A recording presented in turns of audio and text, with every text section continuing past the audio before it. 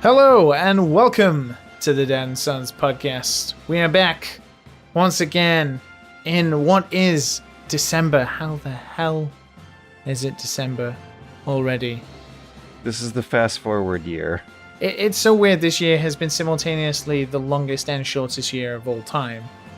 I don't know how that... It's like summer didn't exist, and yet April and May just went on forever. Yeah. It's been very individually uneventful, but socially it's been dense as hell. The most non-stop year of all time.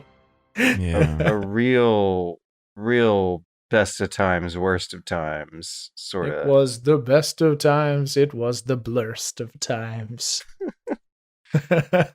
I'm joined, as always, with my two wonderful dads and sons, George Wiedman and Matt Visual. How you guys doing this week? I'm doing all right. I'm hanging in there. Yeah? Yeah. It doesn't feel that long ago since we last talked. I mean, we recorded a little later last week, recording a little earlier this week. Oh, yeah. Time's flying by. But So yeah, we had a few weekdays last time. This time we just got the weekend. Yeah. To talk about. That was a pretty good weekend. I didn't really do anything, but I felt quite relaxed for the first time in a while. There was a weekend, wasn't there? Holy shit. In there somewhere, there was, yeah. Wow, there was a weekend. Oh yeah, you Yeah, guys. that's not good. Wait, it's Monday, isn't it? So you guys good. are just waking up, right? Like it's Monday morning. Yeah. Monday. Yeah. Our weekend ended minutes ago. I feel Yeah. like this week is really gonna backfire for us by the time people hear this, because we're recording on Monday, ready for it to go out the following Friday, in which both Cyberpunk and the Game Awards will have happened by the time people hear this. Oh, really? So we are so royally fucked in terms of being behind by the time people hear this. And it also will be painfully listened to when we get to the news section. I scraped something up from the bottom of the barrel that we might get some fun out of the way. We should just skip it then. Oh my god.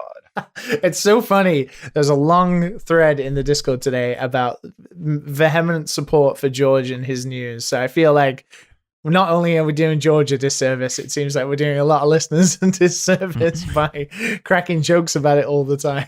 I specifically mentioned how slow and boring of a week it was. So I took something from the bottom of the barrel and tried to spice it up, scraping the crust off, salting it. Gross. I will admit, I didn't know about this news story. I mean, I didn't know this was a thing until the news story came, but I know very much. Yeah. I know very much about the person involved, considering who he is. Crazy dude. But in terms of like the past couple of days, then what have you chaps been doing? What have you been up to, Matt? How many games have you finished? 4, 6, like 10? What are we talking? You said it was a busy work weekend, so I'm guessing. So you only got 6 games in.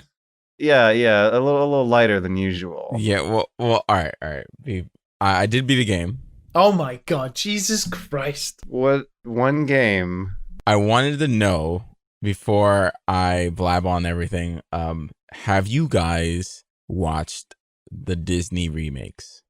I've watched one of them, the Aladdin. Aladdin.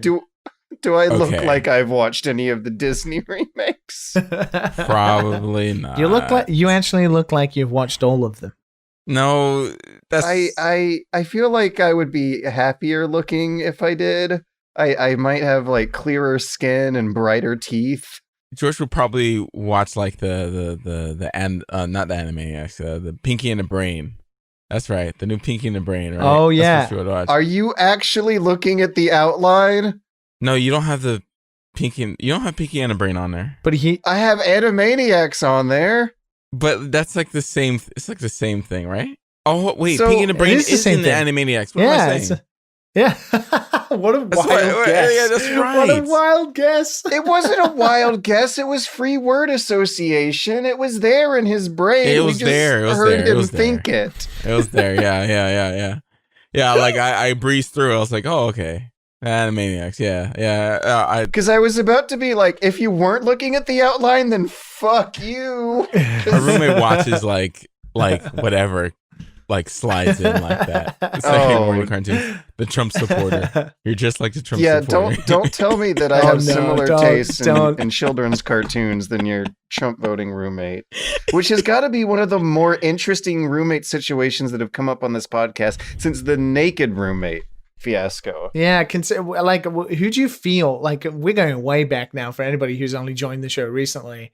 But like, Matt, do you feel like you made the right decision? You avoided the naked roommate for the Trump supporting roommate instead. I didn't know he was a weirdo until we've had a few discussions. Oh, that's got to be very rough. very calm discussions. Calm discussion. Why, you didn't have to say that, but you did. And that yeah. that I was a mean, story. you know, he's not a bad guy for sure. He's not Oh a bad guy. boy! Oh boy! It's just his view on the world is very very skewed, and he doesn't see reason whatsoever. And that is the typical guy who's in that.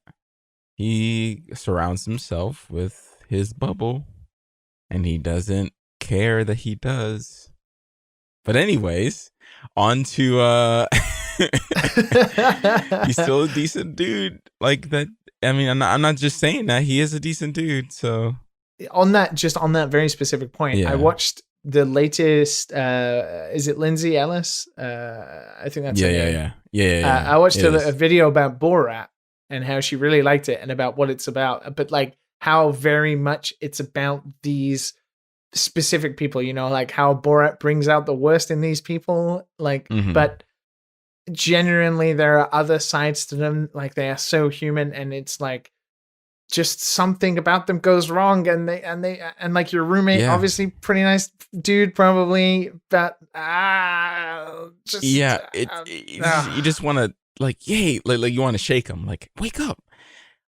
There's like more to the world than your fucking bubble. Like you do you realize? They look at the fucking map, man. Look at the fucking map. Where are the red states? Where are red districts? Anyways, speaking of Lindsay Ellis, she actually had some stuff about the Disney remakes. So I'll touch on briefly since none of you have really seen it. I've watched 3. I've seen Aladdin. That's it. I've watched Lion King, which is a childhood favorite of mine. Yeah, I've avoided that for that reason. Aladdin. Mm-hmm. And I've watched Mulan. I watched this on the first 2 on the trip to Georgia, right? So, you know, I had I just downloaded it on Disney Plus on my phone and just like railed through. I was wondering if that was how they got you. That's what got me. If this is what you got in addition to your Mandalorian subscription. And then I was already hooked into just like, okay, I have to figure out like what are they doing here? What are they doing? I just thought you were getting really desperate at your dating game. No. I'm just gonna suffer through this for the date's purpose. None of the women are like, oh my god, Lion King, oh so good. I want you. How do you feel about the ending? No, Lion King is pure shit. Oh, but at least it could have some interesting conversations. No. Here it is. There is Aladdin, which was actually enjoyable, right? It wasn't great, but it was it's not at the great. top. It is not great. Tomato meters. Because you haven't watched the other rotten ones. There's Mulan, which is not even close to Aladdin. It's like further down, and then right under it, it's Lion King. Lion King is one of the worst remakes I have ever watched in my entire life. Like, it serves no purpose. I love Donald Glover, and I have no fucking idea why he was so phoning it in. I don't understand what they did. You guys gotta watch it. You guys gotta I watch don't it. want to because of this exact reason. Like I want to live in bliss. Mulan has a 75%. That's only barely rotten. 73, my bad. So Lindsay Ellis talks about it being like this like remake with a twist of like feminism in there, and she's exactly right. Like that's exactly what it is. In Mulan, they have like it's in everything. It's in everything. Like Mulan doesn't train, to be a man. She literally is amazing from the very beginning. They don't have "I'll Make a Man Out of You." No, they don't. One of the greatest He Donny says, Osmond songs "We're of gonna all make time. men out of you." That's what he says. He just says it twice. Was there like a montage? No. Do we see her like doing push-ups? No, because she's already great. She's hiding her chi. She's already better than all the boys and all the men and all the generals. She's force sensitive. She was the most amazingest person ever. She didn't train for it. She was just naturally born gifted with it. It's the most boring story. This stands in stark contrast to the meritocratic, democratic values that our society holds sacred and dear. Like, I'm not gonna say like I don't know how I guess like racist the original Mulan was, like with the dragon and everything. I don't know. I don't know, right? Because they had Phoenix. They had a Phoenix that didn't talk, showed up 3 times in an entire movie, made no fucking sense. Literally, they could have just threw in the Phoenix. They could have just threw in the Phoenix later on in post, because it didn't look like they shot anything for the Phoenix. It looked like they just had some aerial shots. And they're like, oh, let's just put a Phoenix right here. Right here. She's right here. Like, it's the most weirdest. Wow.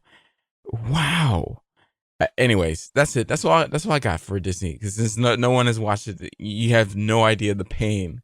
I grew up watching these things, and it's terrible. And I watched Lion King a million times when I was young. Yeah, as a huge fan of those 3, the original, especially Mulan, I absolutely adore Mulan. Still to this day, sing songs for all 3 of those films in karaoke in Japan.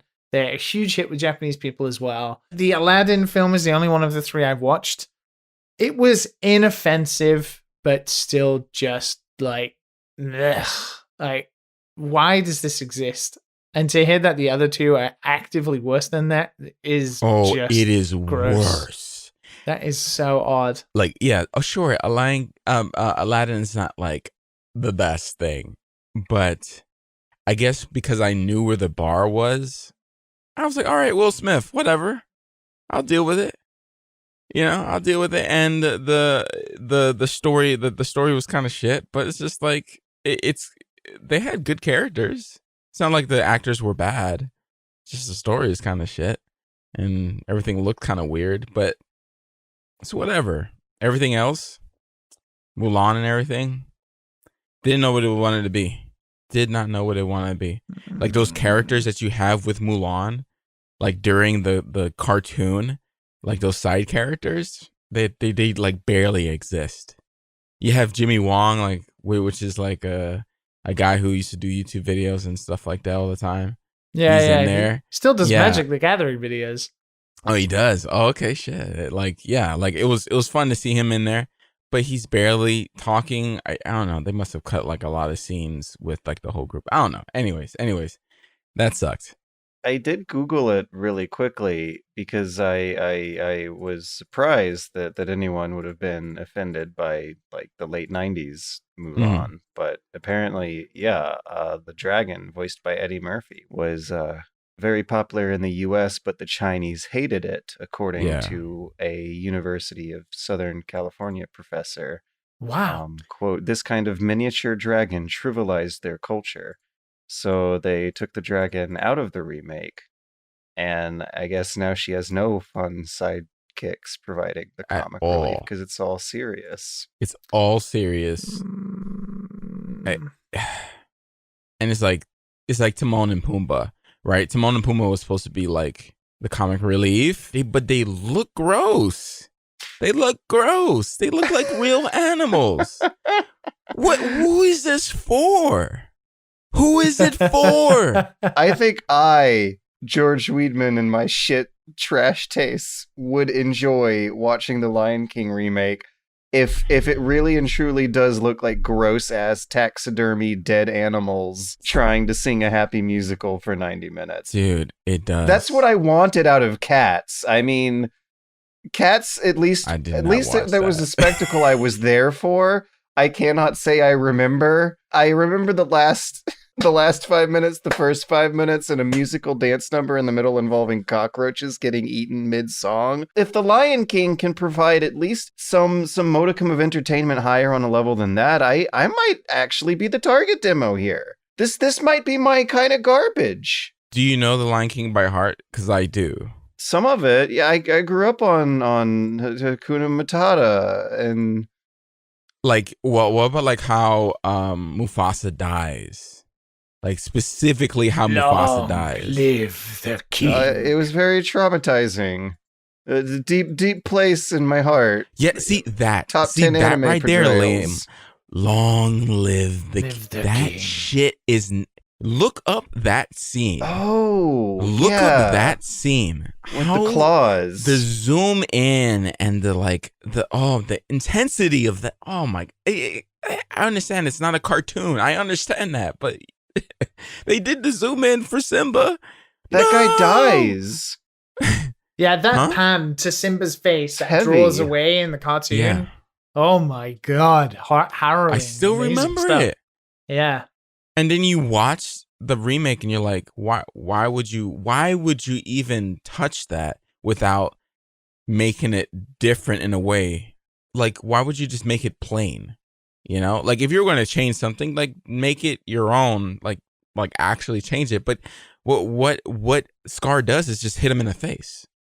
Boom. What? I'm like, what? They just put the claws in him and drop him off the cliff? No. Oh my god. I guess lions can't do that. It doesn't matter. It doesn't matter. Lions can't talk either. Just make it like the cartoon, or don't make it at all. Don't make it at all. Anyways, that's enough about Disney.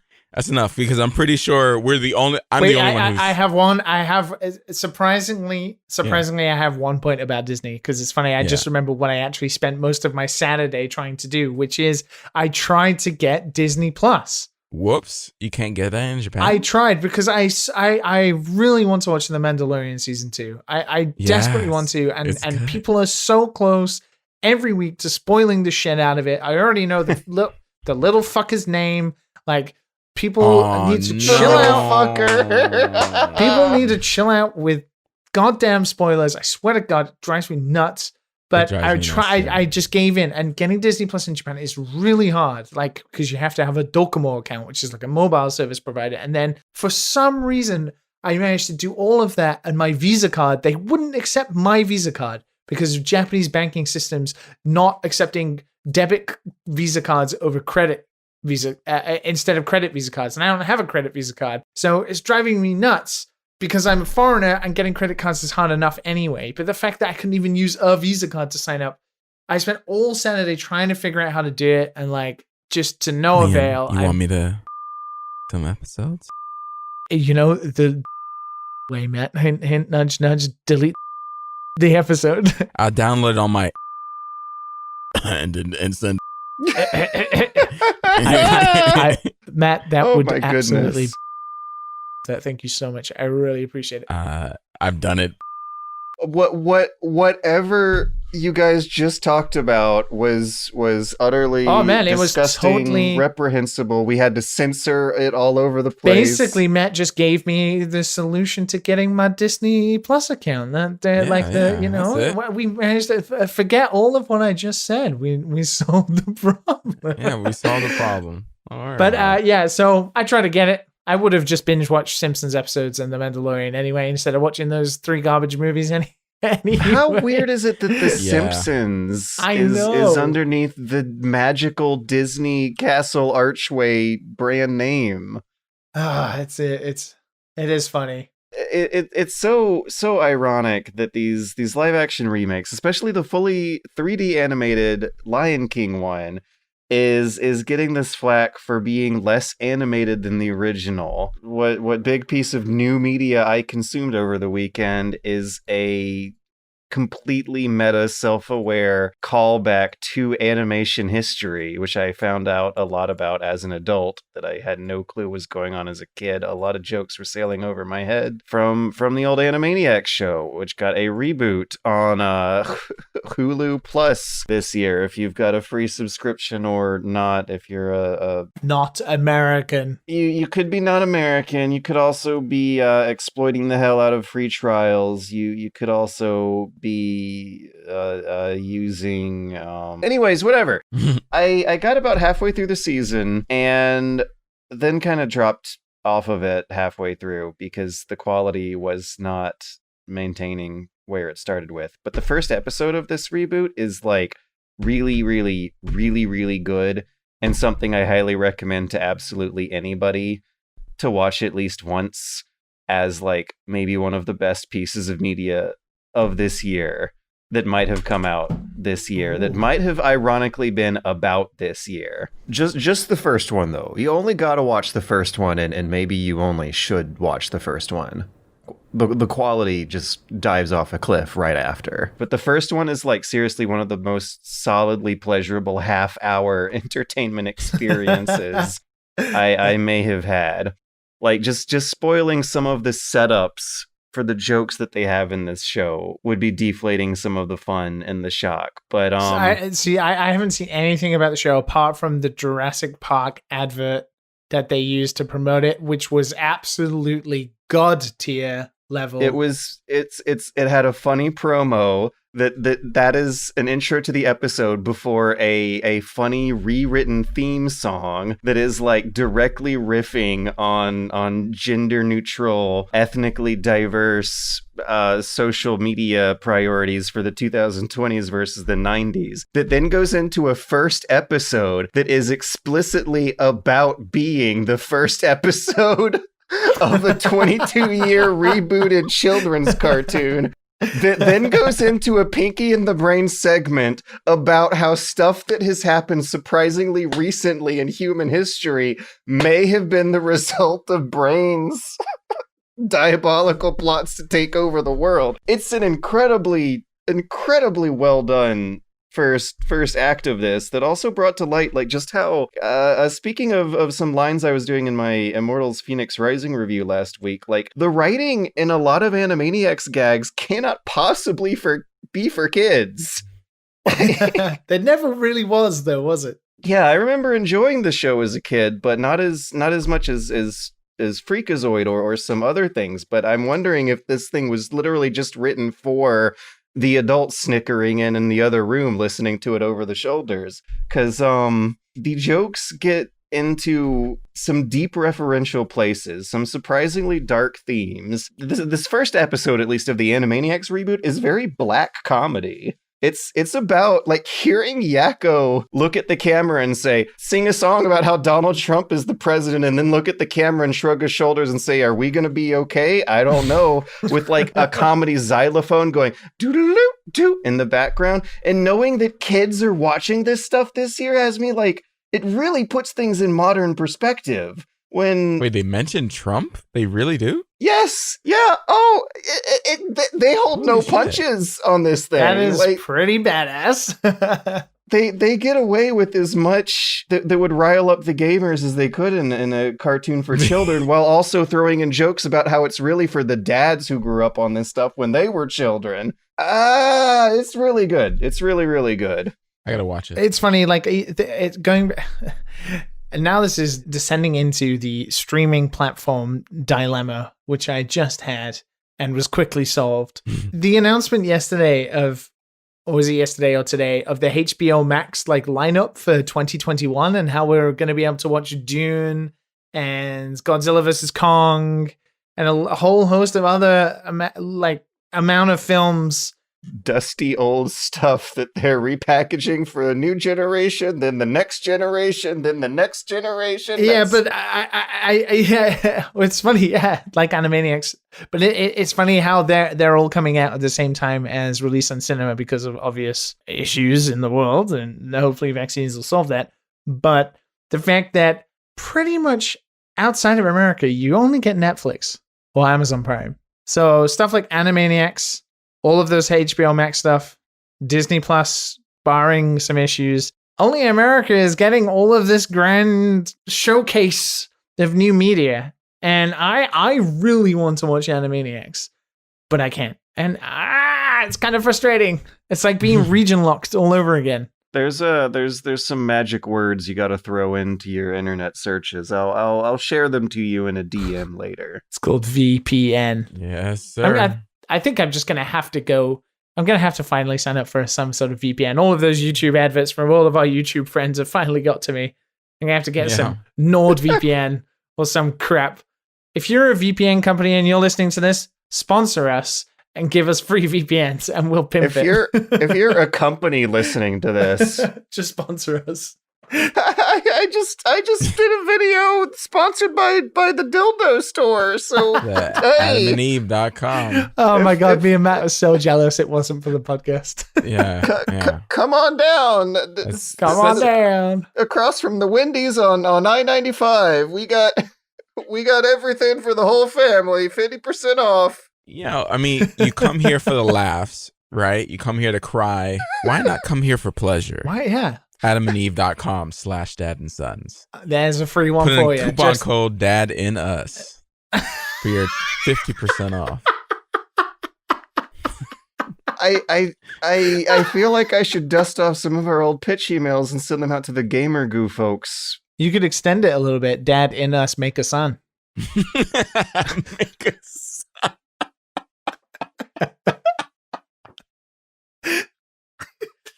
I like.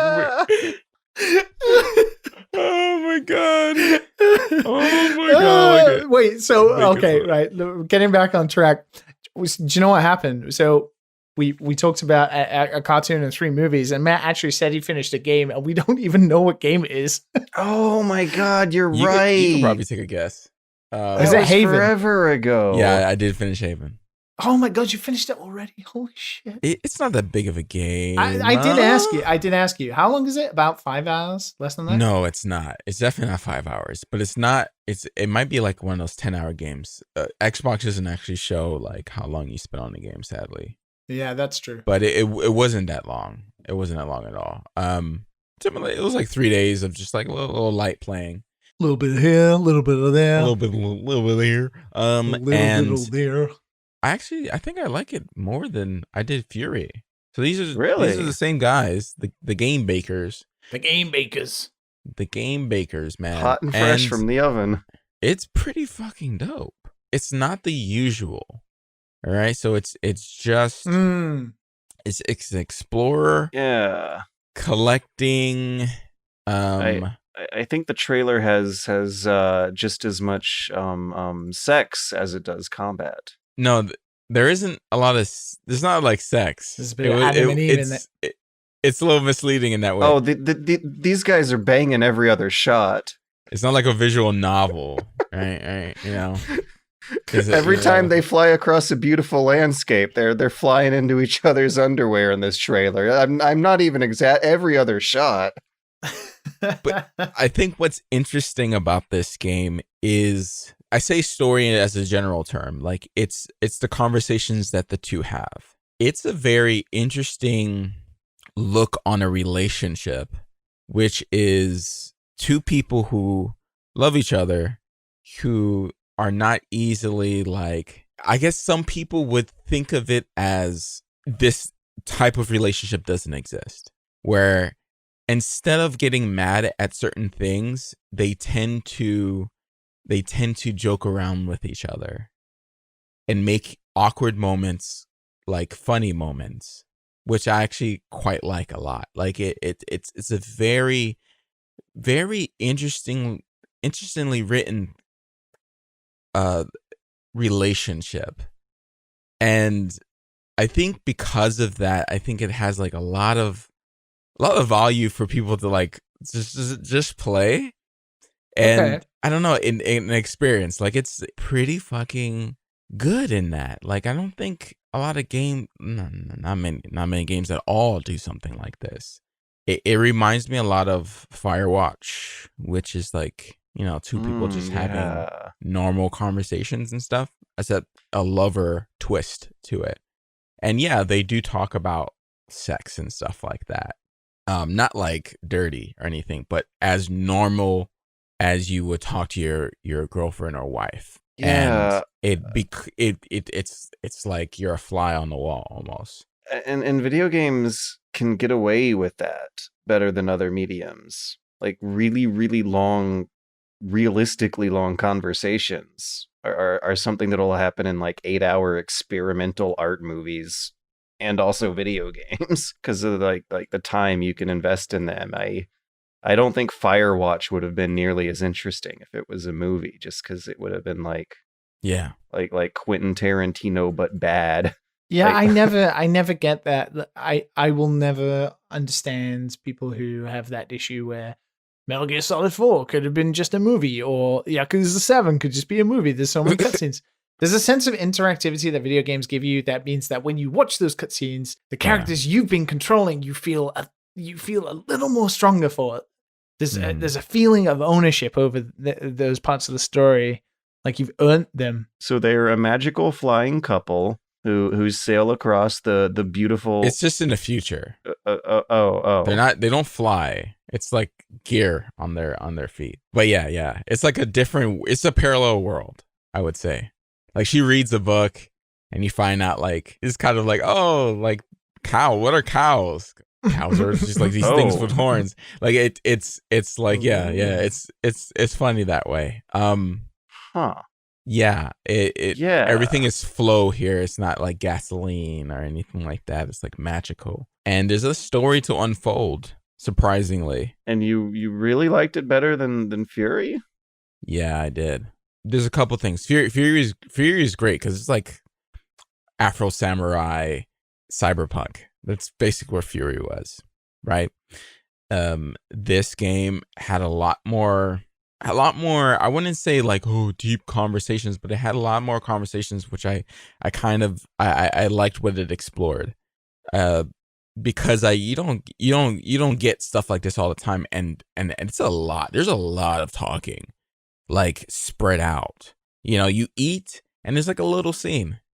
You do this, there's a little scene. Like it's not like you're just doing things and nothing is happening and you find yourself disconnected. There's like little scenes in between, a little bit of everything, and it all just kind of magically makes sense with the way they spaced it out, because you do you can do a variety of different things throughout the day. The combat, when you do actually you don't have to all the time. There's some points where you have to, but like not all the time. You're not supposed to just go around attacking things. You don't have like a level that way. You have a relationship level, which is the most time you spend talking with the other, spending more time with the other. Your bond gets better, so your health goes up, your attacks go up, your little cool jump animations go up and stuff like that. Very realistic. Yeah.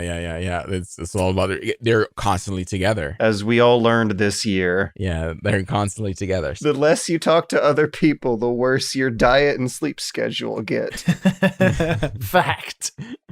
It's actually, I feel like there's the other way around for me. Thus like lowering your life expectancy and your HP. My HP cap has gone down this year a lot. I need to work on that social meter to bring it back up. You need to find your own haven. I would say the combat is actually pretty freaking cool. Like the mechanics, they took something so easy, which is basically you control both characters at the same time, which is like down is shield, side, the two sides for each character is impact and blast, and then up is pacify, where you pacify the creatures. You don't kill them, you pacify them. Because like the things are are making them go wild, so you pacify them or whatever. And yeah, so it's like the Noah's Ark sequel I never knew I wanted. No, it's definitely not that, but like there's combinations of ways for boss battles that you have to do. Like sometimes you have to do a conjoint attack while they're stunned from you blocking or both of you blocking, or like there's so many combinations that they end up working out. Given this is a short game, so they put all this stuff, crammed them in with all these different types of bosses, and it ends up being super different every time you fight something, fight like some big monster, or not even a big monster, just like whatever comes your path. So yeah, I think I would say it's definitely worth your time, especially because it is on Game Pass. If you're looking for Yeah. a conversation-based game right there, and you don't, I would say give it a try. You will know within the first few minutes if like this is your jam. I'll say give it an hour, but you would know, I think. So it's funny. I installed it on my Xbox, but I didn't boot it up yet because I installed something else at the same time. Dragon Quest. That being Dragon Quest 11, another RPG, which I inevitably never finish, but have a grand time playing. I played like 12 hours on the Switch demo. Do you remember when they gave out that really big demo? Yeah, I got to played the 12 hours place.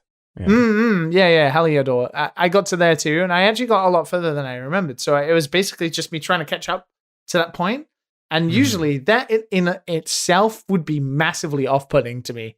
That's a lot of time that I usually don't put into games anyway. But I did it, and it just flew by, and I had a great time. And I think one of the things that made it so is that playing this game, I don't know if it's on Series X in general, but just playing this game on something that isn't the Switch, my God, what a good looking little game this Dragon Quest 11 is. Is it? The art direction is lovely. I love Everything it. It's kind of old now. Oh man, I have to disagree.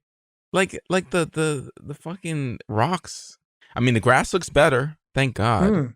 That's the one thing I complained about was the grass. So I'm not sure if it's in 4K. Huh? Oh, okay, yeah. I don't think it's 4K. No. Well, I don't think it's 4K, but it runs 60 frames perfectly, and I think it looks really nice. The cutscenes, all of the characters, like their models, they look so almost Pixar-like a little bit to me. Sometimes in the world they don't, but in the cutscenes and everything, they feel completely fleshed out and look fantastic. And then when you run through the world, it's so green, it's so blue. Like that first bit when you get to the top of what do they call it? Cobblestone. When you reach the top and you look out across the world, it is a little different. It's definitely a bit Final Fantasy VII PNG, but not so bad. But it looks really nice.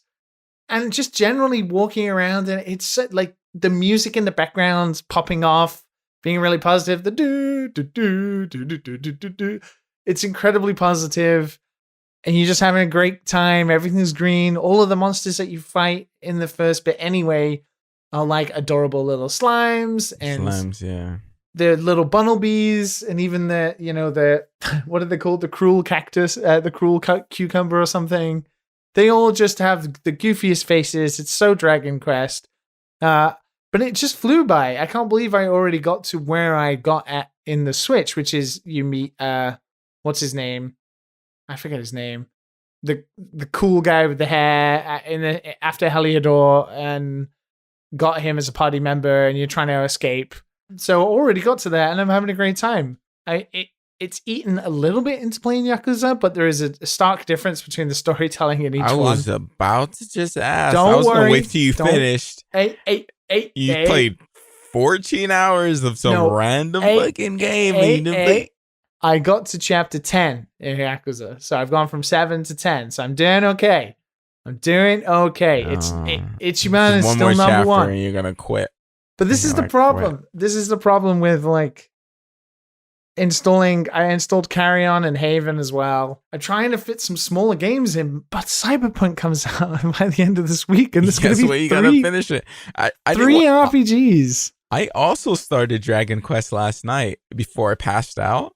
And I only played like 2 hours, and I was like, oh, I swear I almost quit. As soon as she opened her mouth and she was like cracky, I was always like, oh, this is this bullshit again with this voice acting. I was just like, I can't do this, guys. I can't do this. And then I was like, no, let me give it a try because of Ichiban. Like, because he literally says it throughout the whole fucking game. He's like a Dragon Quest character. So I was like, let me try it out. Yeah. But I'm scared that once Cyberpunk comes out, I'm just gonna drop it. You're gonna drop it like and I'm not gonna come back. Yeah, I don't like to drop games midway. Well, you're not really midway, are you? It's no, not even and that's close. even worse. That means I would have to replay it again for the third time. I don't know if I want to do that. It's funny that you said, because I started Dragon Quest in Japanese, because obviously I play most games in Japanese. It's probably better. But actually, I switched back because I actually, and this is funny coming from me as a Brit, I actually think the voices are kind of good, especially in comparison to something like Xenoblade, where those British voices are just fucking. Oh yeah, yeah. Like they make me want to gag, especially Ryan.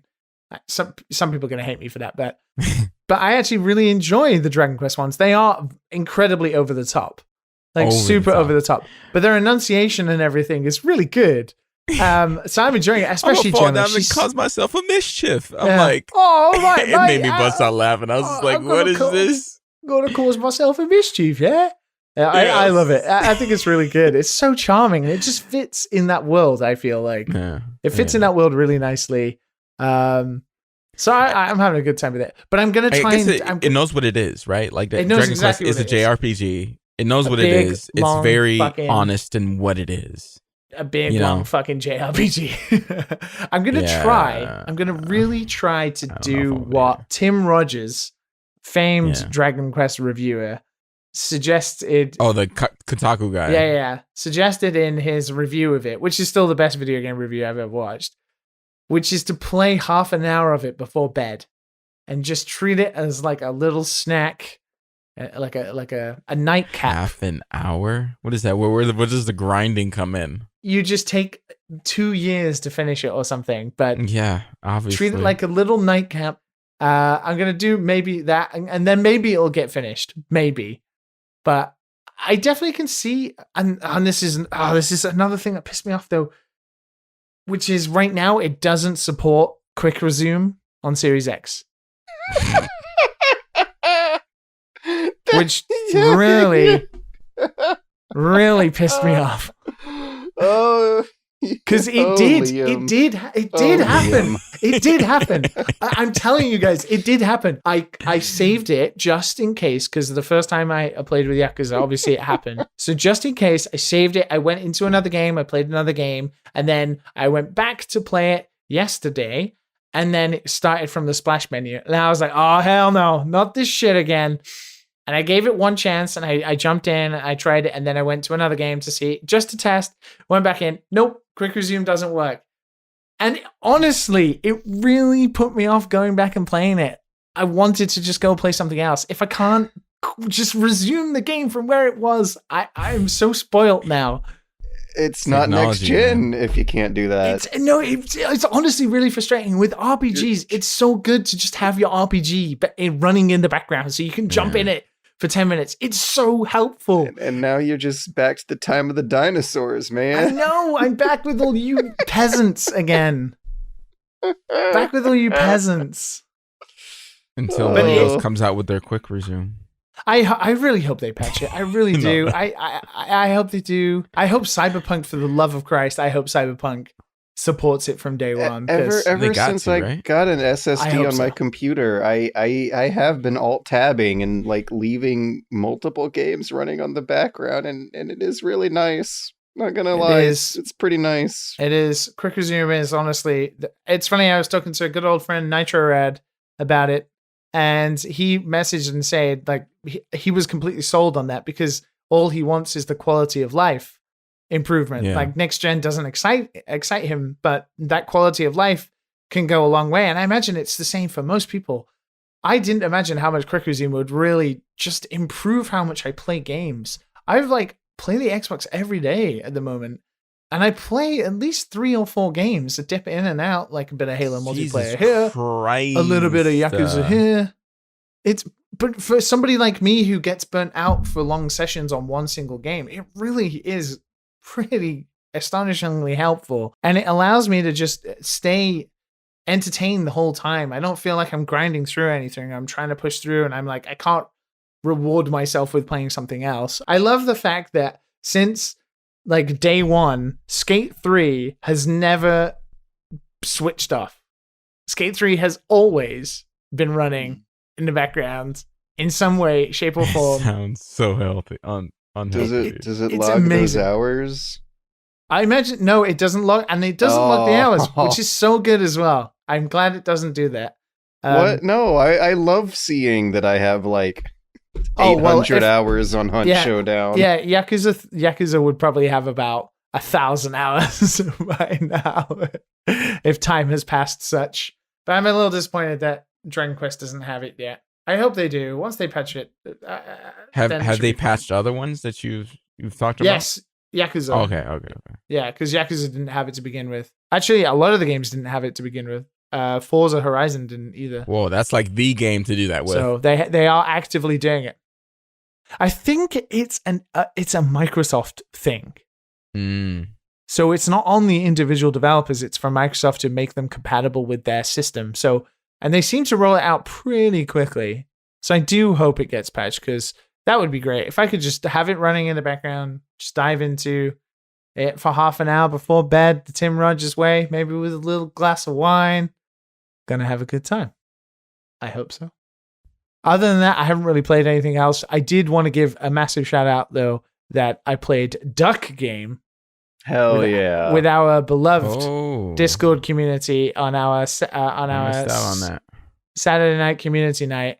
If Nintendo ever shuts down your Smash community, just play some Duck Game instead. I am absolutely abysmal at it, but I could not stop laughing. I've played Duck Game before, but I've never played it with that many people. Full multiplayer matches, insane random maps. How many people on one map? I think 8 is the maximum you can have. Wow. And it is awesome. It is That's so new. much fun. Ice gun, bum. 2 people dead immediately. So some of our community members were telling me that it got an update recently. Of course, I think all of us know Landon. We're incredibly biased. I absolutely adore Landon with all my heart. What a wonderful chap. I don't know any of the people you talk about. None. I thought Not you even and one. him had him on TOVG, or is it just George who had him on his I think I had him in a video. I don't know if we've had him okay. on a video, podcast. no. TOPG. Okay, so I thought we he was didn't on have a the lot of team. developers on, except for like Josh is like, we had Josh on, which is ArenaNet. I listened to the show, yeah. Oh yeah, Josh. Yeah, good Josh, guy. and then we had Supergiant Games. And we had Greg, yeah. Hades, yeah. In Yeah. any case, We should have Landon at some point. Wherever Fred. Landon is, he disappears for like he disappears off No. social media for a long period of time and then comes back. But Yeah. I adore him. It's from a few years ago, but if you're listening to this podcast and don't know, go buy Duck Game. Yeah, absolutely. I thank you to all the community members who were playing it this weekend. I had such a blast. Just a big shout out to Akiden. Fuck Real Duck. I hate you. You're the worst player in the world, and you should go and die. Whoa! Wow! Sorry, word. That's my gamer rage. That's my gamer rage moment. Like, clip it. Cancel me. That's my gamer rage moment. Okay. Fuck Real Duck. Was it Xbox record that? Xbox Connect. Record that. No quacking around here on this episode. Damn, son. Ooh. Yeah, we had a nice meme afterwards. Whoever was wearing the real, the Malia duck, the real duck, was basically a shit and kept winning. So fuck Real Duck. I had a great time. Community nights with the lovelies. It's a hell of a good time. Mm-hmm. So that was some of the most fun I've had in a long time playing games. By Duck Game. Did you guys get anything for yourselves on Black Friday last week? No. Tried to find a PS5, could not find a PS5. Oh, you're looking? You just got the $500 Xbox. Now you want the $500 PS5? I want to play Demon Souls. What do you mean? We run a gaming podcast. It's time to get into the fucking mode. What are you talking about? Someone's got to be the next gen correspondent. Yeah, like somebody's got to fucking do it. Somebody's got to do it. Or just going to be the old host in the background. Hey guys, He's the I'm VR Robert. correspondent. What? No, I got news this time. I bought something nice, something new for myself on Black Friday that was on sale. It's a Quest 2, isn't it? It's a No, Xbox it was- Series Core controller Oh for $40. my God. Oh, I bought that. I bought that, though. You got it too, right? On your recommendation, like I saw it, I was like, "Oh my God, thank you, George," because I didn't know these existed. So all three of us have Xbox Series controllers now. Well, I was wondering. Matt's is white, and the one That's I the got only was one white. that was available. The black. Yeah. So Liam, There's I'm three assuming yours colors. is black. Yeah, there's black, and then the two ones you can buy are the white and the blue. There's a really nice blue one. Okay, if you say so. It's actually a really nice blue. It is quite a nice blue. I'm not a big fan in general of blue controllers, but that blue is very nice. But that white controller Matt is holding up, that is a good looking controller. It's yeah. I'm usually not. I usually don't like white, but Hang on, I I'll usually get like my black. black on. You guys keep talking. Well, Yeah, I'm worried that in a few years there's going to be a bunch of little like yellow got and green bleach, dots all yeah, over yeah. it. I don't know how but confident I hopefully am something for then. else. Hopefully the black comes out, and back in stock probably. But one thing you don't get to see much in the texture in the picture is the texture of this thing. Like it's got It's a so matte feel In the to back, it. right? Yeah. That's like it's all bumpy and grippy all over. Like the plastic has a graininess to it, and the controller stick has like that wheel notched into it, and the D-pad has sharp little edges notched in. This D-pad, I absolutely The best. I love this D-pad so much. It feels so much less smooth than it looks, like under the reflection of the light and from a distance in a lot of the pictures. But when this thing's in your hands, I don't think I've ever like been able to close my eyes and know exactly where my fingers are this well since like the GameCube controller. Oh damn. And I'm so impressed by what tiny little notches that like you barely even see them with your naked eye, but those tiny little notches on the sticks there just feel so good in my thumbs. I love rubbing them, and it's like whenever you move just your muscles, when you like constrict one little string in your thumb, you can feel your fingerprint brush against like three tiny microscopic nudges, and then somehow the sensitivity is still registered in there. Like it's built for micro finesse movements. I think it is a fantastic controller, and I love the little ribbed for pleasure. Ribbed, yeah. That's a good way. Wow, Ribbed for Liam. his and her pleasure. That's a what lot I'll- of people won't get that. A lot of people won't get some that. will. Some But will. Some will. Just the portion of the audience that knows what Adam and Eve is. All right, ladies. All right, what was the percentage, Liam, of Gotcha. of female viewers? I am not admitting that on air. I'm never admitting that on air. The number begins with the 0. Not far off. What was it? It was just it was just one person making multiple accounts. No, it That was- wasn't. That It was wasn't. the That was the joke you made. about the Okay. real statistic. Just so the listeners know, what Matt just said was a joke. What I Wow. might have said might have been some real hardcore, brutal, honest shit, though. And the reality was somewhere in the middle of both of what you just said. But I will Okay. admit, like this controller, I mean, obviously it doesn't have the upgrades of the PS5 controller in terms of those triggers. But as a controller upgrade in general, this is one of the best controllers ever. The only thing I don't like, and I still don't like, I didn't like it on the Xbox One, is, and I don't think I liked it on the 360, is the top bumpers, LB and RB, suck. I hate these bumpers. Triggers, amazing. These two suck. I bought it because the bumper finally died on LB on my circa 2007 era Xbox 360 controller. And yeah, going from the Xbox 360 controller to the Xbox Series Core controller is what they're calling it nowadays, definitely feels like a nice jump. It feels like a really, really nice jump. And for $40, I absolutely cannot complain. But it also does feel weird in the back of my head to think that I'm upgrading from a controller from 2007, and this is how much progress has been made in 13 years of development since then. I believe that we had a super. I don't know if Liam was there for this. Were you there? I was playing Phoenix in Discord, and someone was mentioning about how weird it actually is that the official Microsoft hardware products, and thus PC games in practice by relation, still don't support motion controls at all. Zero. Nilch. Yeah, they don't have gyroscopic or... It's past time. It's way past time. And we did talk about this a little bit while you were streaming it. I really hope they do that.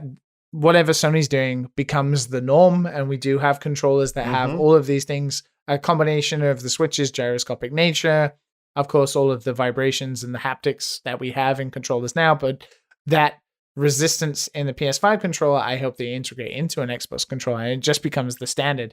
But it is weird that they don't have anything other than basically just rumble. Yeah. And I think that's the one big thing that's, I can't say it's like No, I am. I am disappointed that there aren't more bells and whistles. For as much progress as making this 13-year leap is, like, it's all in the finesse of how the plastic has been lasered in the factory, rather than, like, totally creative, off-the-wall, bonkers ideas that might not work at first, like motion controls. And nowadays, we've got some ports on the PC side of things, of like old launch era or early era PS3 games like Beyond Two Souls and Heavy Rain, the David Cage classics, that could actually make some good use of motion controls getting packed into an Xbox controller. It shouldn't be expensive nowadays. The software's not there, but if you don't make hardware for it, then that's just kind of a self-fulfilling prophecy. What's the deal, game developers? Get it together. I mean, you just gotta aim for your target demographic, right? Prior to, I think,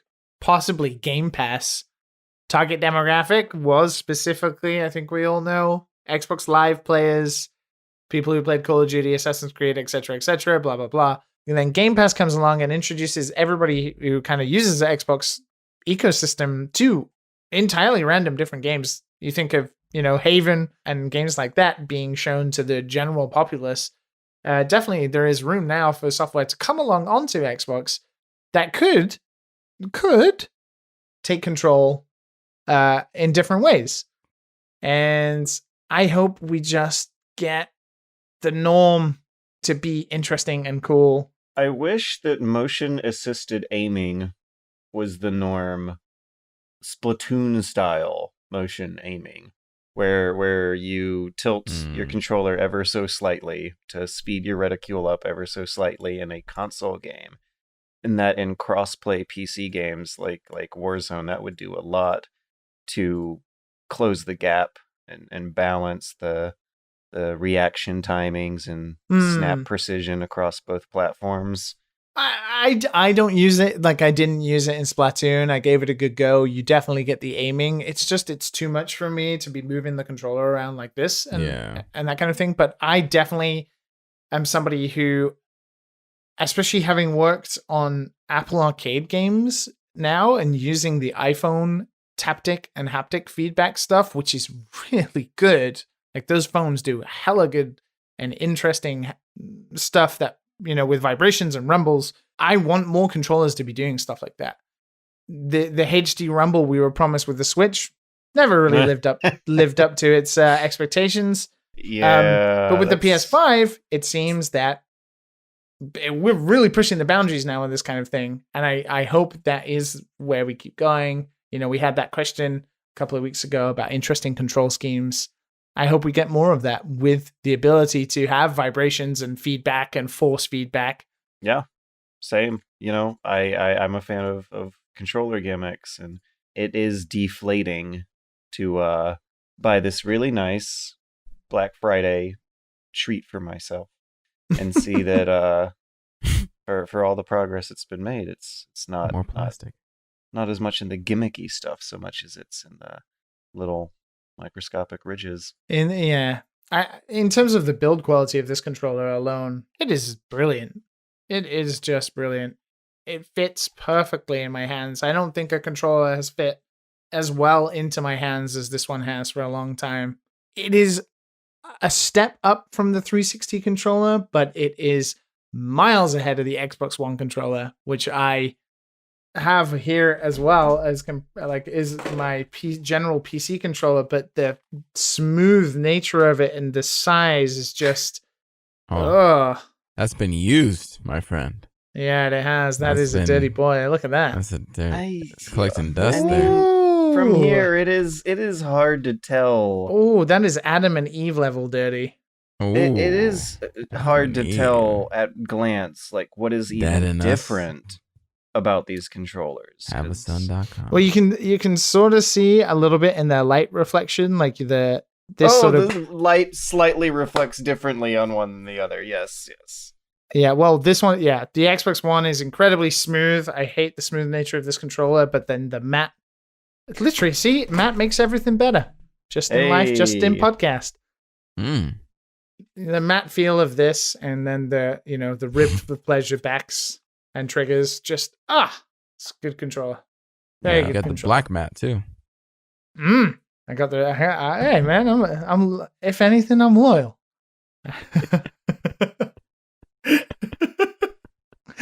So, now that our allegiances have been prescribed, you guys wanna dance around some real thin, slow news week topics?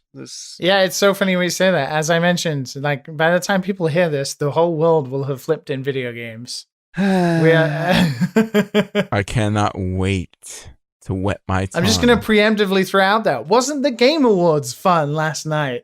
Isn't Cyberpunk doing well? Oh, wow. The Game Awards. I didn't see that coming. Brie Larson and Gal Gadot sure did enrage the gamers. Did you see the Master Chief was Jeff Keighley all along? The hottest new game that was just announced. It was Call of Hades. Juarez 3. Call of Juarez. Hades. That's a blast from the past. 3 Juarez looks great. I can't believe they scanned Jeff Keighley into that game for some comic relief cameos that I'm sure are going to be a lot of fun. Square Enix also revealed a new project that they're releasing out called Symphonia Saga, I believe, something like that. A name that was kind of anime-ish like that. What was it called, guys? Symphonia Saga: The Eternal Sonata.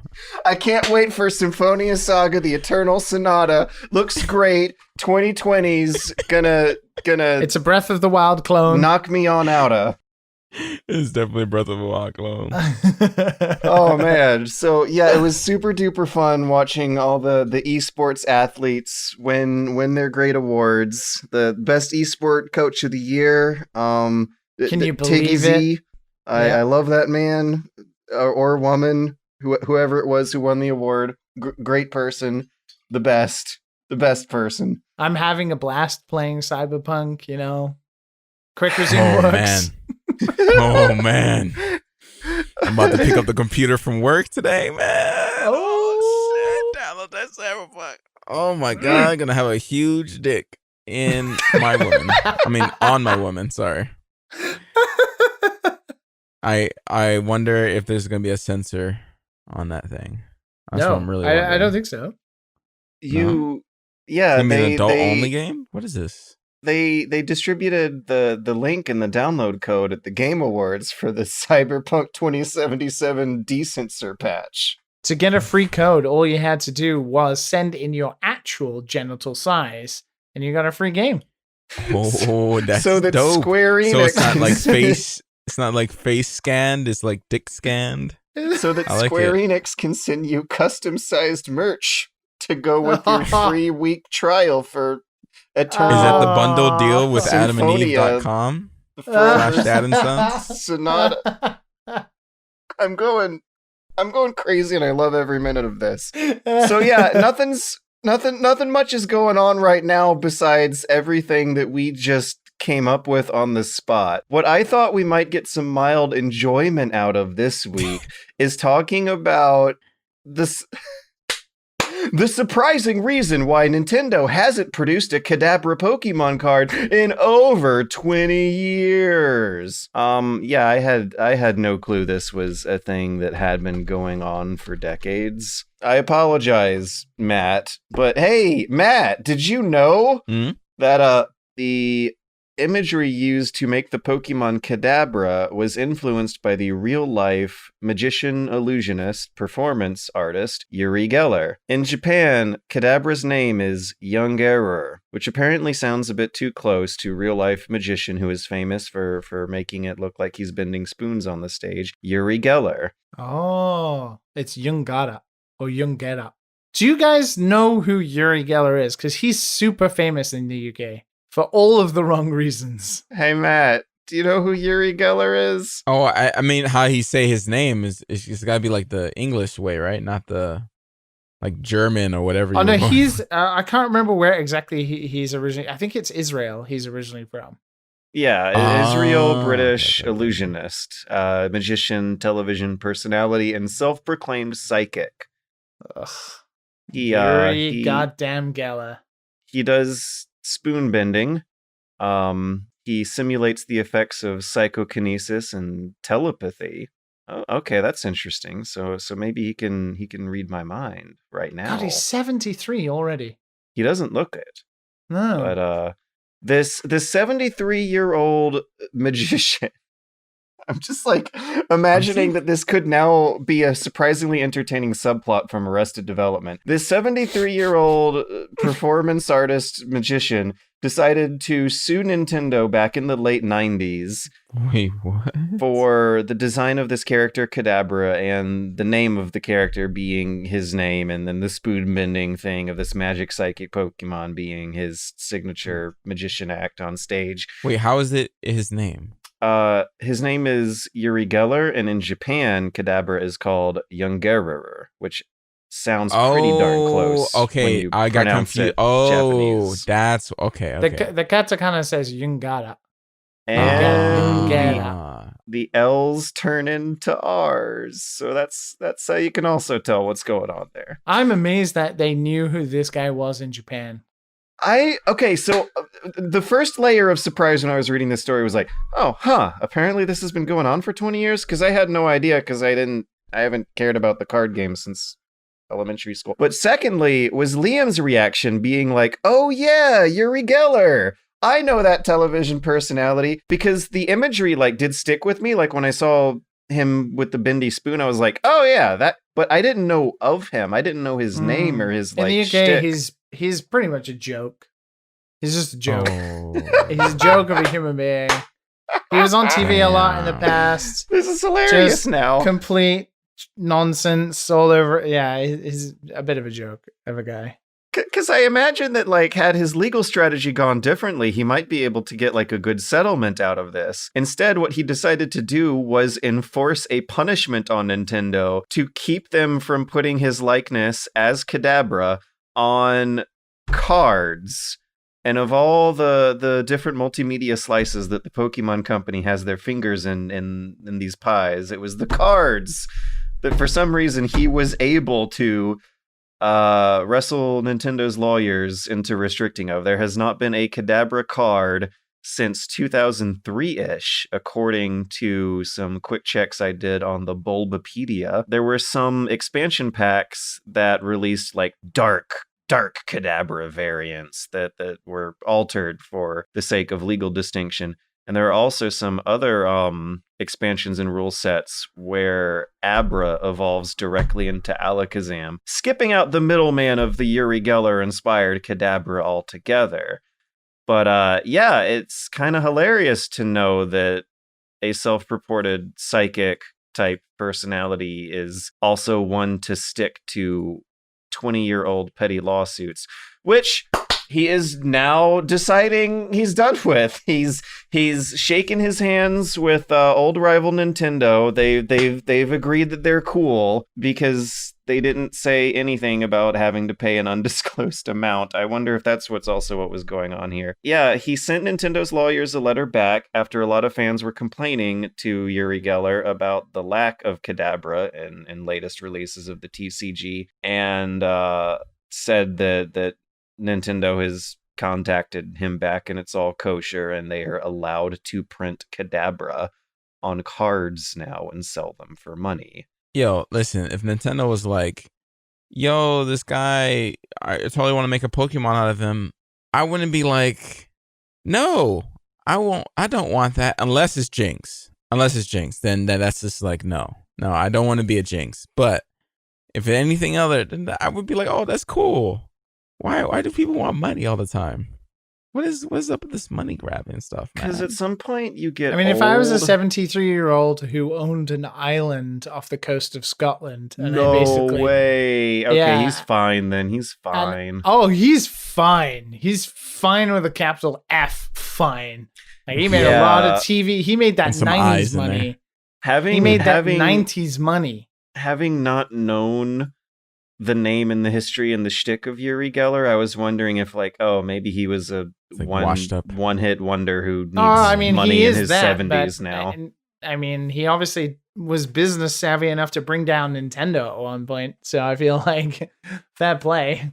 Or at least, like, enough to wrestle them into these weird decisions. Your own island. He owns his own island because let me quickly distract everybody while I find the reason as to why he owns the island. It's mad. It's batshit crazy. He owns the island for the reason of where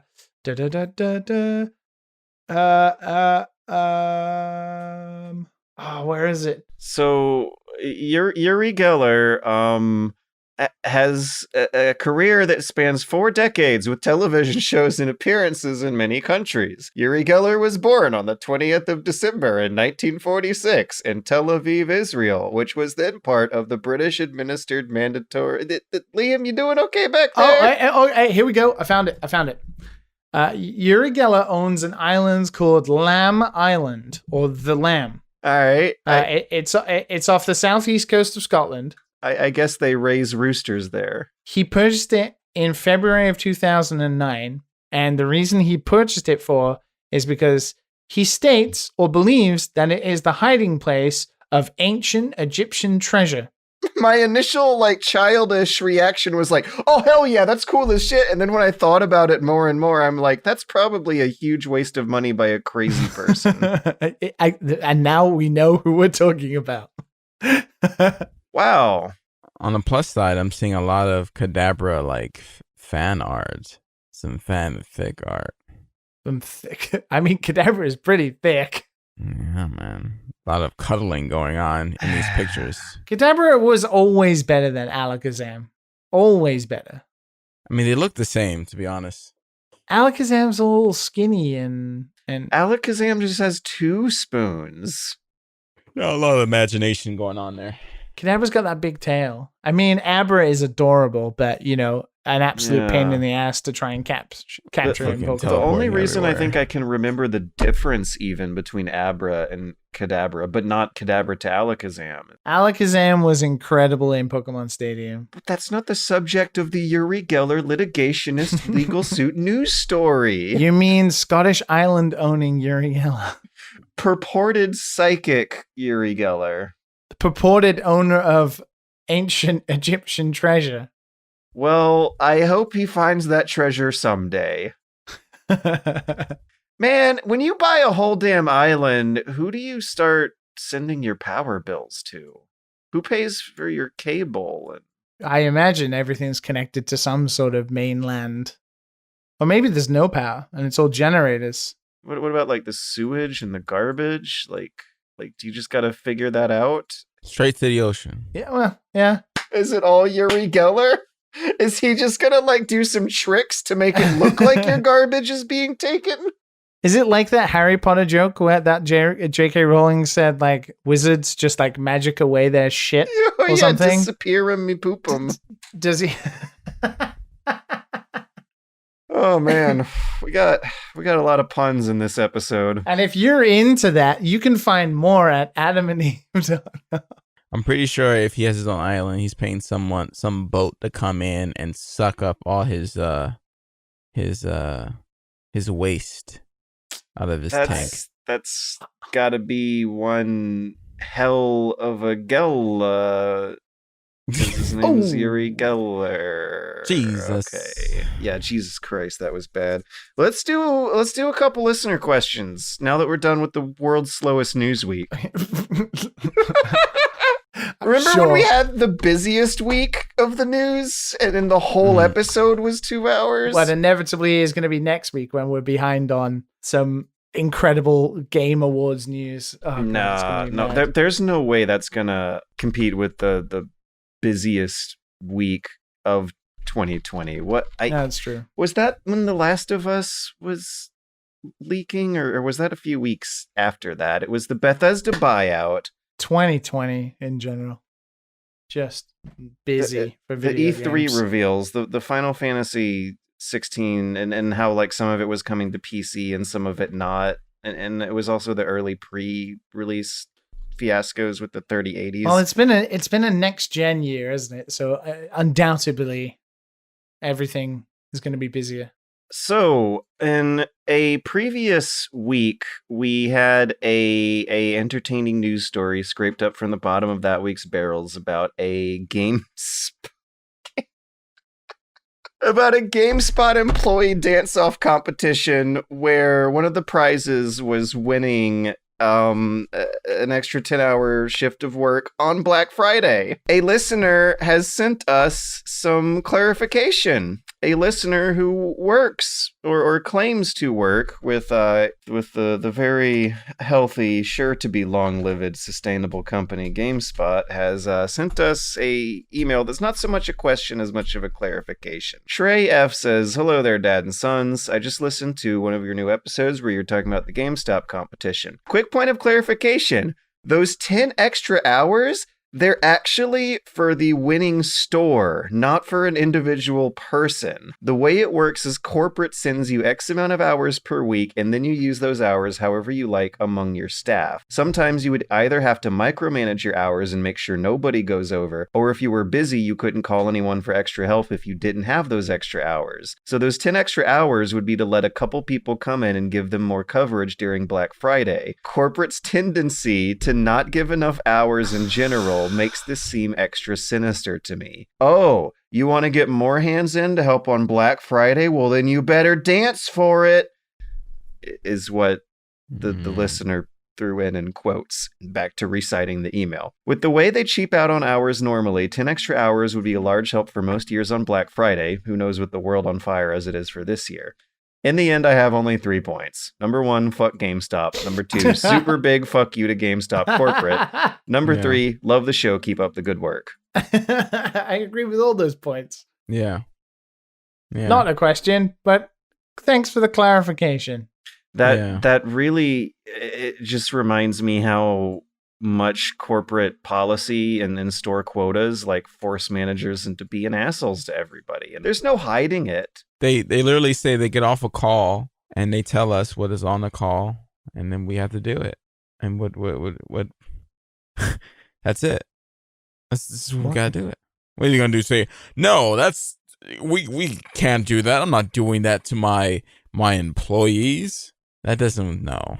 They'll make a dance competition out of it, and then they'll have this passive-aggressive, smirking, patronizing attitude about energizing your staff as a family. 10 hours for the store, though. Is that like 1 hour per employee who danced? Like 1 extra hour? Like, how much extra free time did they have to spend choreographing the bloody dance? So an extra 10 hours as an individual working hard in your life sounds like, a shitty time. With the 10 hours, if I had money being given to me by other sources and I could choose to do what I want for 10 hours or work for GameStop for 10 hours, I would choose to do what I want for 10 hours, right? So it seems even since this is a 10-hour being awarded to a whole entire store, though, instead of just the one individual's, all of a sudden that seems like nothing. That seems like a very small resource to be managing here. Yeah, it goes back to exactly what I was mentioning when I worked at a video game store in the UK.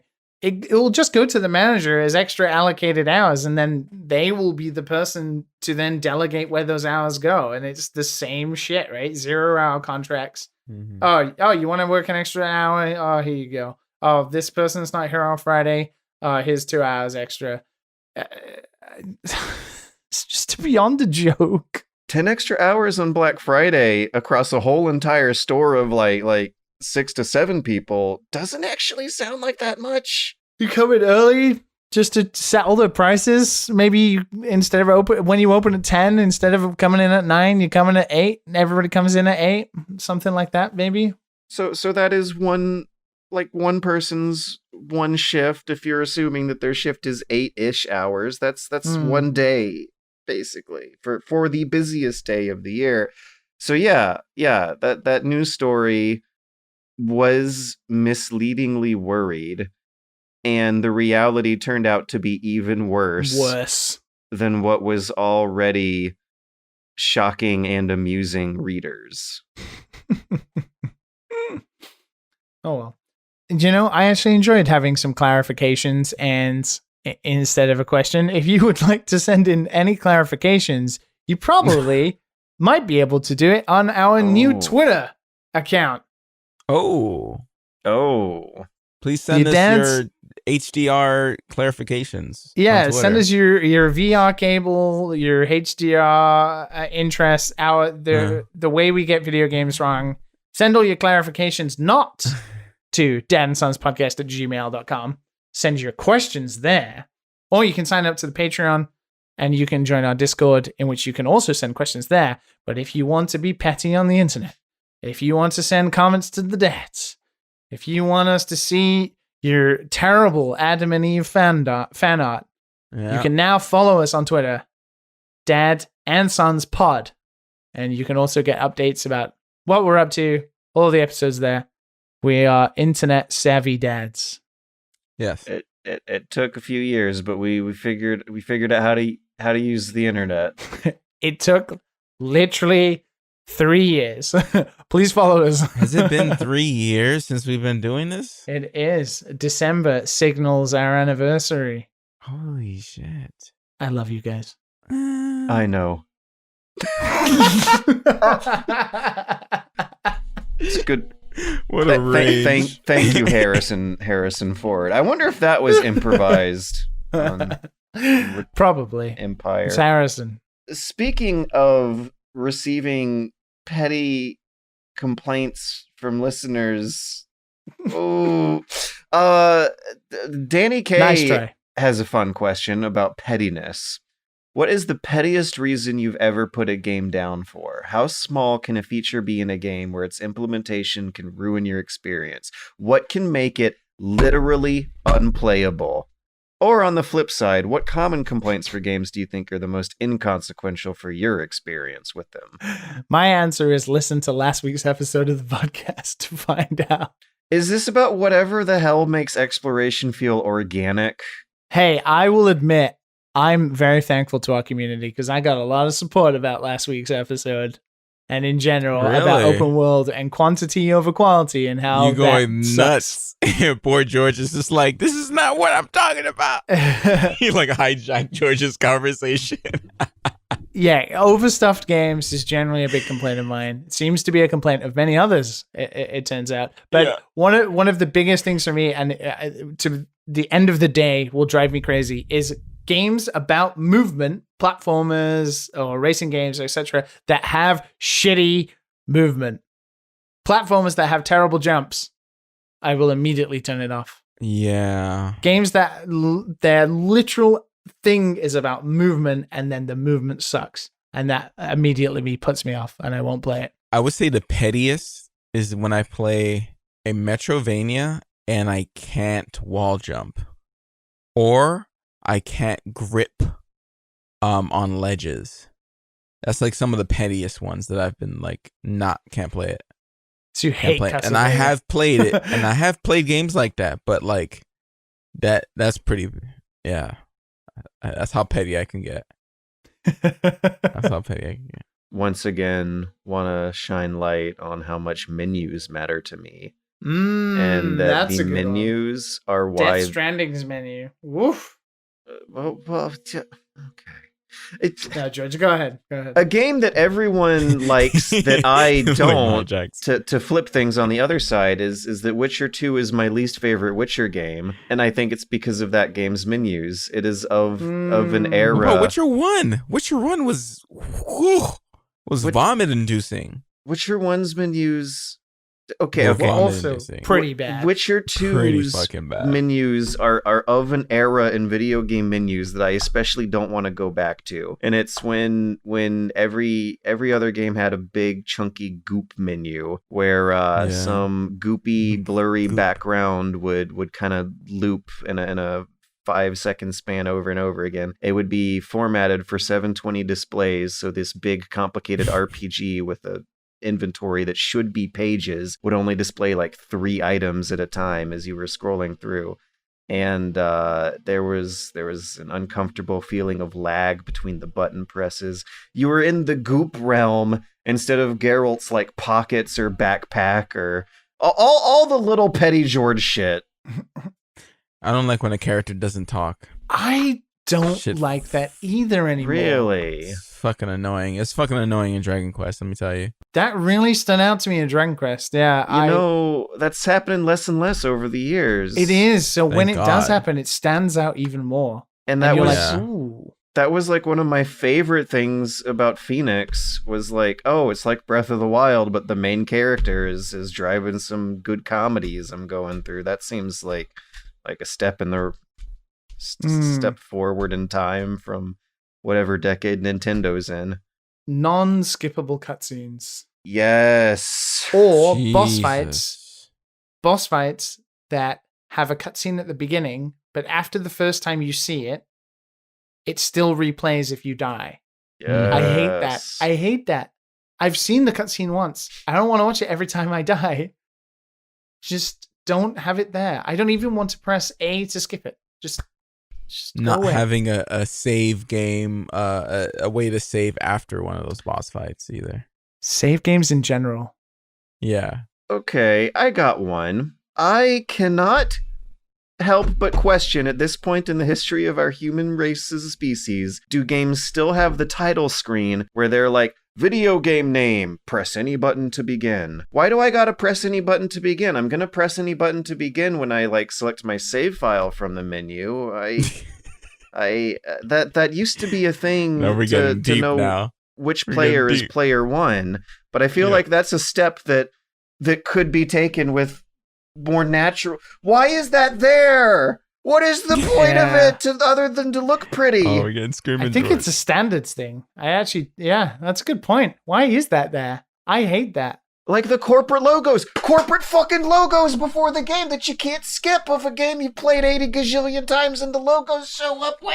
And they're not interesting anymore. Back in the day, they used to have like little sound effects and stuff like that. Remember the Neversoft eyeball getting like the shit stabbed out of it with blood flying everywhere? That was the logo.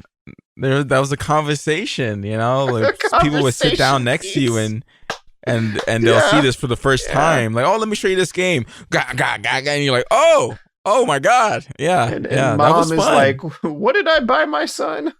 Yeah, exactly. I thought you just skateboarded in this game, but why are we stabbing eyeballs in the very first scene? Now you see like Radeon and Nvidia bullshit, and it's just like, I don't care.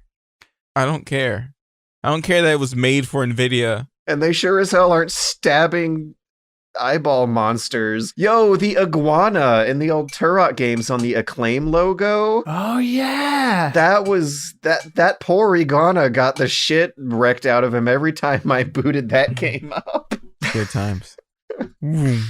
But yeah, no, when they aren't fun, fuck those games logos. That don't, especially long games, and this is a personal thing I wish more would do. We have some games these days that do it. More long games that if you don't play them for a while, you come back to them and you have no idea what is happening. Oh, that's a hard problem. Games like The Witcher and Dragon Quest that have those little bits where it tells you when you boot up the game what happened most recently, like those little tidbits. Yeah, That's a lot of work to solve. it is a lot of work. Yeah. For It's really possible. complicated. How do you how do you think it's possible? This could be an interesting talk. You just use generic rule sets. Where's the player in the world? What was the last quest? Because you can summarize everything to a point. For example, in Dragon Quest right now, it would be, you are the Luminary. Okay. You've gone to Heliodor to find out what's going on. Be careful. Well, so, like you take the quest status. Be careful. Be careful. You take the quest status, where they are in the world, what level are they. You can create generic rule sets for any of these things. It doesn't have to be extensive. I mean, in The Witcher, where is Geralt? What did he last do? The player is going to have some sort of general understanding, but it's like where you turn it on, and then the immediacy, like, oh, what the fuck was I doing? And then you have a quest log, and you look at the quest log, and it's like, find Hitler, and you're like, what? What am I doing? They do try. In The Witcher 3, when you would load up your save games, Dandelion would sing you a little jingle about whatever Hitler's currently up to. Yeah, imagine the Star Wars scroll, but just a tiny fraction of that about what you were last doing. Like, Hitler is on the moon. You have gone to the moon to find Hitler. And you'd be like, oh yeah, that's what I was doing.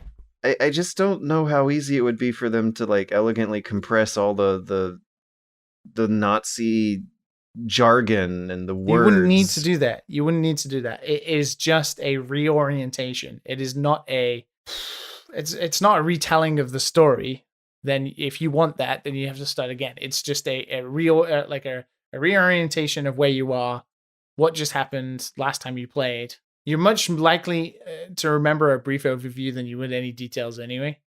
Mm-hmm. So, yeah, like, don't forget that chest in that last area. Oh, Hitler would hate it if you got that chest. Yeah, remember that weapon, that big golden gun that's going to shoot Hitler in the face? You need it for Hitler, reminding you about Hitler. That's a lot of petty reasons. We're pretty petty. H.J. Kathman from Patreon wants to know, this might be a controversial question, but what is your guys' opinion of using scissors to cut pizza? What the fuck? Are we talking about we're talking about food scissors like you cut meat with, or we talking about just regular old pair of scissors like you just cut stuff with? I do think that the broadest interpretations of the very limits of the question need to seriously be considered in order for us three to have a serious discussion about this. I think it's pizza. If I need to cut it, I'm going to use whatever utensils I need to use to eat my pizza. I'm going to use my mouth, all right? But what if it's not cut? A pizza that's not cut? Oh, you mean like microwave pizza and shit like that? Or talking about the dude from Domino's, he just didn't cut it. Just brought it out of the oven immediately. Forgot to cut it. Whacked it in the box. How do you forget to cut pizza? I will call them immediately. You get paid minimum wage in a restaurant. It happens. Yeah, right, you go to the store and you buy a frozen pizza and they forget to cut it. You gotta do that work yourself. Man, the world is just hard out there, just trying to keep a brother down. Fucking scissors though? Scissors? Right. Now if we're talking like little $2 babbies, like the cheese will get stuck in the joints, right? Right. And even in like the finger guards, if they have that little like plastic nub that the goop could get in, the pizza slime, And you don't want it like you want it clean, you don't want it like and then the goop, it just tears the top layer of the pizza off because that's not good pizza if the top layer is coming off. But still, you don't want any pizza being connected to this thing as you go across. If you log on to adamandeve.com and order yourself some high quality kitchen shears, I think you could get away with slicing a particularly thin pizza on particularly normal kitchen shears. I was about to say pizza shears, but I don't want to give anyone any wrong ideas. I think we're missing the point. Is he choosing over to use pizza scissors over a pizza cutter? Interesting. So now it's a question of intention. Yes. Right. Okay. That does complicate things. Yes. It does complicate things because I would definitely go with a high quality roller over picking up a hot pizza and cutting under it. Unless you want to make shapes. Unless you're just trying to do something special. Yeah, because you've got to pick up the pizza, right? You've got to pick up the pizza to get those scissors around it and have some grip. I don't. If it's hot, I don't want to be touching it. Yeah, I don't want to be touching it, man. I don't want to get my. I don't want to handprint my pizza. You know, I want it fresh. A pizza cutter is kind of a Alton Brown would call it a unidevice. You always want to buy multitaskers in the kitchen. Now, with a pair of scissors, you can cut a piece of construction paper into some fun shapes, hang them on the wall, put them on the fridge. Wait, see, now you're talking about using regular scissors now. We're not talking about meat scissors now. But I mean, imagine that you're a poor college kid and you have no money for groceries. So you go to the farm and get some flour and some tomatoes and some eggs. And you make a pizza purely from scratch, but you have no pizza cutter. But you're a college kid, so you have office supplies, and a scissor might be there. And I'm not gonna call the police on you, but I mean, is it sterile? Like, are they washing it off? You don't want like pencil dust on it when you're cutting it, you know? Well, doesn't the heat kill the pencil germs? Wait. That's like when you put a pizza in the oven. Okay, not like the heat from the cheese is like gonna fucking melt the fucking germs out. Can we please get a scientist to respond? We need clarification on Twitter. Yes, dadandsonspodcast.com. Clarify this one. Oh my god. Well, I think we got time for one more. Flash from Patreon asks about VR games and how they can have good night, guys. It was a good show. Thanks very much. Liam, you've managed to talk about VR games before. You have an Oculus Quest dusting up in your closet, don't you? You love that little Star Wars game. You love that little Star Wars game. Yeah, your cute little Star Wars game. I guess so. I almost did buy a Quest 2 the other day, but I too, man. stayed strong. Jesus Christ, what are they paying you over there? My God. Not enough.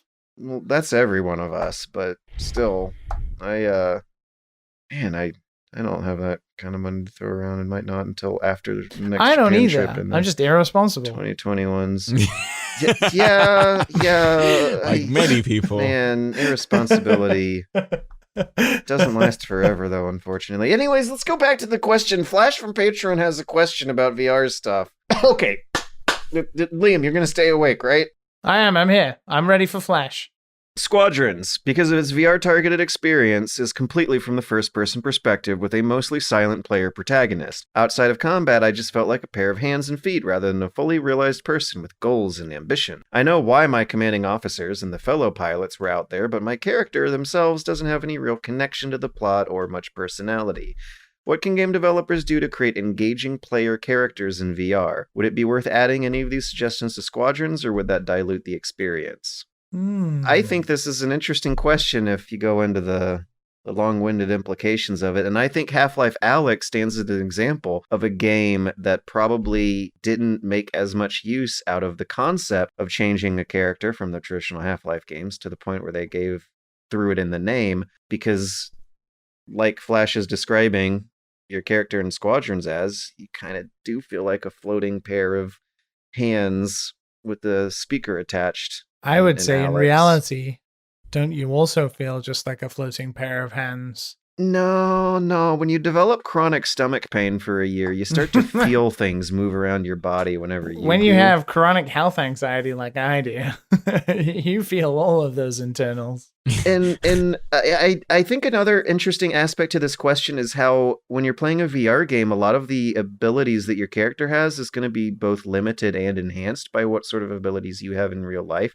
The parity between your character and your body it feels like there's more parity between those two entities versus one where you're playing on a traditional formula. That survival horror type experience of Resident Evil where you're fumbling with the controllers and your character looks like a dummy isn't going to happen in VR. You'll still panic and flail and look like a dummy, but not because of the controls. And like games that try to capture a more limited range of motion like that, I wonder if that's something you can do in VR. Like how do you control a character who's like handicapped or cyborg enhanced? Like either side of those extremes feels like it's going to run into some problems when it's all got to be from your first person face and controlled by your real life hands. I mean, there's games where you can like fly and do crazy shit now. I mean, you can't do that in real life, right? Mm-hmm. It's possible. I would ask, what is it you're looking for with VR games, though, right? Are you looking to assume the role of somebody else, or you're looking to put yourself in that world? I think it's very hard to do both. It's so much more about the world than the character. And if you try to think of VR games that do a great job of creating a world and exploring the world, the list is endless. But I'm trying to think of VR games that give you like a cool character with cool abilities. And it's all stuff that has to get creative with that control scheme. Like in Superhot, your character's ability is that they can fly through time really slowly. And then guys, sorry, spoilers. Yes. The Cyberpunk reviews have just dropped. Did the really? No, well, shut your mouth, Liam. Shut your fucking mouth. I don't like. Oh, I can't even see your face right now. Oh 3 my days. god! All right, no, I don't want to. Yeah. I've seen more confident embargoes than that. Fallout 4's embargo was a damn week before launch, and that game still didn't turn out great. So it still could be complete garbage. Do we not want to know the number? Is that what's going on, Matt? Are you blacking out anything? I don't. You don't want to know the number? Thing. Okay. I don't. Well, let's not talk about the number. Let's not talk about the reviews then. Mm-hmm. Either here on the podcast or in our Discord media channels. But talk with it on your little private chat. You do what you want, but as soon as when I play, then I'll start. I didn't even know the embargo was today. I don't think anyone did. I don't think they were supposed to drop it like that. Oh my god! Easy Allies just dropped after 30 hours impression video that is 42 minutes long. Jesus. Yeah, but, VR games. Okay, there's that VR Iron Man game on PSVR. Like if your character has jet thrusters, you can do fun things. Jet Island has a fast, fun character, but ultimately it's still gonna look like that character is standing in place. So it does seem limiting. You know, there actually was an RE7 demo for PSVR called The Kitchen, where your character was tied down to a chair, and it made clever usage of how you, with the headset on, would be sitting in a chair when you look at this thing. So maybe seated experiences have more leverage. It's always weird hearing another character's voice come out from the first person perspective, though. That is a personal thing. I think for me, when I was playing Alex, incredible game, the best VR game I've played, when they're talking to me and I'm responding with Alex's voice, it feels like somebody else that is there in the room with me, not necessarily that I'm Alex. I think there is just a perception with VR games that is never going to be able to get over that fact that you feel like you are yourself in that world, not that you're the character you're possessing, almost, especially if they talk. Something about the framing of conversations like that, it was fine. They were fun conversations, but it was something that I don't ever think my brain naturally adjusted to, because Alex's voice is coming from your first person perspective, and that almost feels like it's like breaking some kind of social norm. Like it's way too close. I didn't know when to expect here, like it would always be a little bit of a shock or a jolt when she would start talking. I'd be like, oh, okay, Alex is talking now. Quick glance to the left and right as a voice comes from my own ears that I was not expecting in the dark, dank, lonely tunnel, Yeah, I think it's difficult really to get over that first person point of view. And also the way Alex herself is utilized as a character is something that might have not been fully realized, because in the Half-Life 2 games, like her thing is that she can climb tall places and squeeze into small holes. And in VR, you're not really like the game design can try to depict you doing some agile things, but so long as the VR controller inputs are having you stand in one place, then it does seem hard to get the player to be able to fully emulate the Alex Vance climbing on top of the first few steps of the Citadel in that scene from the end of Half-Life 2. Like, she didn't really have any of those similar moments in Half-Life Alyx. When it was her own game, she wasn't the lithe, like skinny, athletic climbing girl type character. She still felt like a glass cannon shooter full of guns and ammo and not a lot of stealth and subtlety, She felt like Gordon Freeman. It felt like a Gordon Freeman game voiced by Alex. I think maybe Gordon Freeman would work better, honestly. If you were Gordon Freeman and you didn't talk, I think it would almost work better. It goes back to the flip of what me and Matt get a bit peeved about, but I think in VR it just works better, to be honest. Yeah, it works better in VR, yeah. Because, you're playing that character. You're in their skin. People are talking at you, not just like to some like dumb-faced, protagonist just looking around like, huh? Having like no expression, nothing. Like, that's how Dragon Quest is. He's just like there. It's like, oh, save him. And he's like, okay. You just take out your sword and you start running. So being able to self-insert like your own facial expressions and reactions, yeah, that, because you kind of do that naturally when you play VR, don't you? Like when people talk to you face to face, you shake your head with them. Sometimes you like shrug and wave your arms and, oh, geez, sorry about that. I brushed the mic up. I was so enthusiastic. Yeah, just like in VR, if you affect the VR world, you affect the game. But yeah, characters that try to act as if they are making interactive television, if they do some Dora the Explorer, like, hey, what do you think of that plot point I just said? Maybe like 2 to 3 minutes of silence. All right, whatever. Let's go on an adventure. Yeah. Half-Life style. Grab your backpack. Let's go. It's easy. Dominoes. I was thinking of find the way. Hey, Dora. No, nobody knows Dora's song. I was thinking of flashbacks to the CDI Zelda games I played over the weekend on charity, where they give you the tutorial messages where Link is. I got no idea. You really? You don't know what Dora Explorer is, man? I do, but I never watched it. Don't know the song. No, we know what Dora is. We're just not big fans like you. We're not wiki editors of the Dora wiki like Matt over here. The Explorapedia editor, Matt Visual, Dora #1 biggest fan. Number one. There's a lot of fun candidates for titling this week's episode. Make sure it's a non-news related one. Because he'll sue us too. I just want to say before we head out that it's quite fortunate none of them were news. Fanfic? No. Okay. Send it to our Twitter. If you do want to write Sexy Dan fanfics based on this week's episode, you can at dadandsonspodcast on Twitter. Follow us. Send it there. We'll retweet it, and all of us can be ashamed together. And possibly a sponsorship. From adamandeve.com. We don't have a sponsorship by them. Discount code, make a son. where you can buy scissors, staplers and staples, paper clips, that sort of stuff. Can't really cut a pizza with that.